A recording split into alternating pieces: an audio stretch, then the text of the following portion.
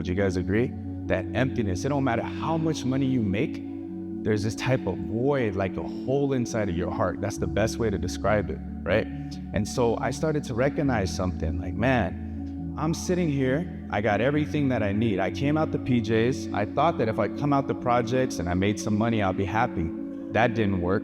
Thought if I got a pretty girl, which I had, that didn't work. I thought I had money, cars, clothes, everything. None of that filled my heart. And then right then and there, I started to recognize true misery. It was worse than being in prison, because I'm like, man, I can't live because, you know, I'm all depressed and empty and lonely.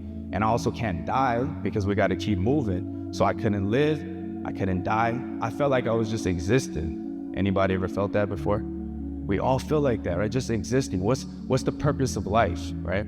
I could see that they were nodding and they were agreeing, because depression, loneliness, that type of misery is a universal language. It is something that most people go through at one point or another, inmates or not. So I wanted to open up the floor for the inmates to have a dialogue with me. And this is where I gave them a chance to ask their questions. And this kind of would give me a gauge as to if they were really listening, or if they, you know, felt the message, or even if they rejected the message. It allowed an opportunity for me to truly check their hearts and see what was inside of their hearts. So this word changed a gang member like me to go from the streets, right, from misery to ministry, guys. And I hope that you guys can do the same. Amen. Amen. Appreciate you guys.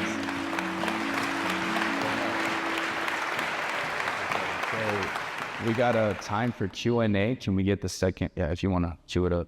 Man, I want you to keep it all the way G with me, though. You know what I'm saying? Sure, I'm talking about from the bottom of your chest, man. You know what I'm saying? Yeah. The young G's you brought in the game, man, if they would have had a chance, man, they changed before you changed.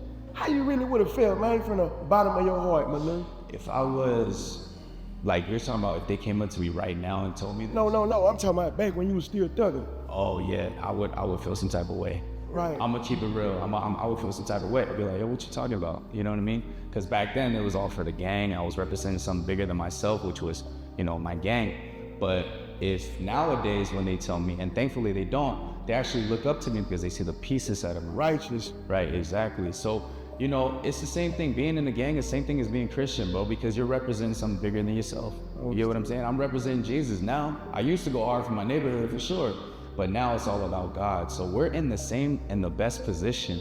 It's just Satan is trying to change it for evil, but God makes it good. You get what I'm saying? Righteous. Amen.